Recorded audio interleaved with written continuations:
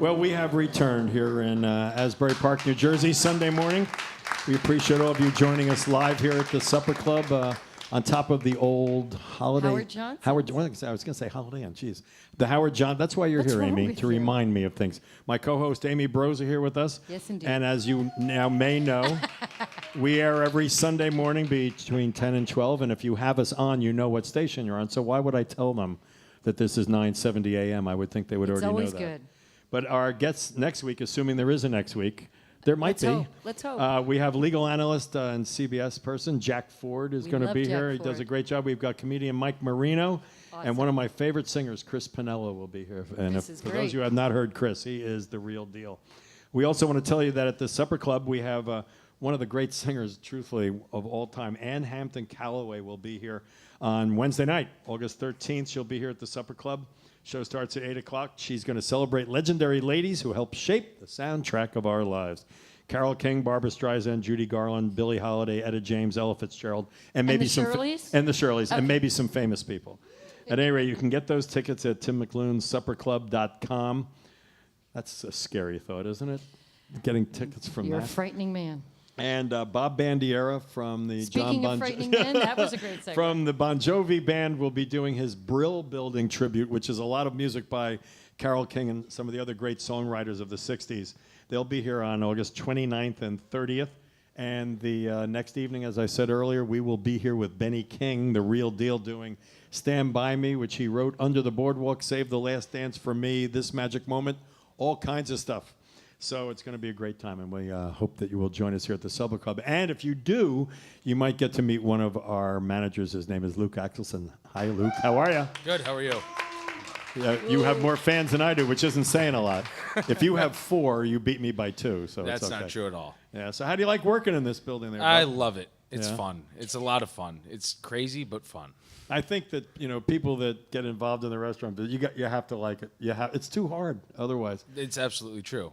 People are crazy. I used to say we had this store called the Running Store, and we would sell athletic stuff there, running shoes to someone. So someone comes in the store, and we have an inert product. It's a pair of shoes that's in a cardboard box, and they buy it and take it home because it's good for them. And they put them on their feet, and they go out and exercise. That's one business. This business, we bring into the building occasionally live creatures that we kill on site, and then we cook them over a high flame and serve them to people who've been drinking alcohol. I would say that's a slightly more dangerous business to be in. Right. Maybe a little bit. But we had you here because we like you, but also, Luke, because we want to talk about craft beer. It's interesting about that because I would say the discussion of craft beer almost did not exist as recently as like 3 years ago on a widespread basis. There were always fans, always people that liked their little niche beers. Do you say niche or niche, Amy? I say niche, Okay. personally. I agree. Niche key. The audience, I think, says niche. I don't know what's going on. Niche. But, okay, let's go with Thank that. you. There were people that always liked that kind of thing. But now you go into a lot of places in New York City. You go into some of our places, and it's growing like crazy. Why do you think that is? I mean, any idea? Just because of it's like the new wine. Wine was so popular, and everybody had their own tastes and flavors, and this grape was better than that grape.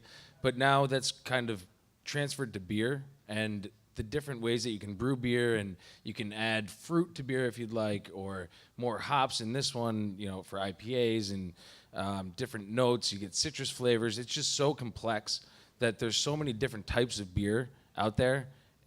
It's really, really amazing that what they can do, and what there's something for everybody. See, I think the bad thing is that if you're ordering something you've never seen or heard of before, and you take that first sip and it's like, oh boy, it has a lot of wheat or whatever these different things are in it, and you just don't want to drink it. Whereas, sadly, you know what you're getting there with a Budweiser, you know what you're getting with Miller, Yeah, But do you see it growing as much as it seems to be? absolutely. And you said you saw it more recently in the past 3 years. I'd say it's probably been closer to 10 to 15 years at this. Just contradict me on my own show. Well, That's good. Okay. That's why I'm How here. long have you been working for us? I forget. He's the expert, Tim. Yeah, New okay. hire. Former new hire. Right, yeah, former new hire. Are they more expensive? A little bit, yeah. They tend to be more expensive because the cost of operation for some of these smaller companies, breweries, they put out I would say a better product, but it also costs them more money to do. So to be able to do that, they got to spend more money. They Yeah. have to get higher product. So we, as the purchaser, end up paying. But the a little bit customers more. don't seem to mind. I mean, No, they they don't. like Not at getting this all. product. We're opening a new place named after my wife's family. It's about time. The Robinson Ale House. Indeed. That's going to be in downtown Red Bank on Very Broad Street cool. sometime in the fall. And it's going to be a big beer place. So Absolutely. If you call it the Robinson Ale House, it better be. Better have Budweiser. And if you knew the Robinsons, by the way, they're all about it. So Right. that's all good. Luke Axelson, thanks for being with us just for this brief Thank you time. We'll very bring you much. back again another time. But thanks for talking about craft beer with us.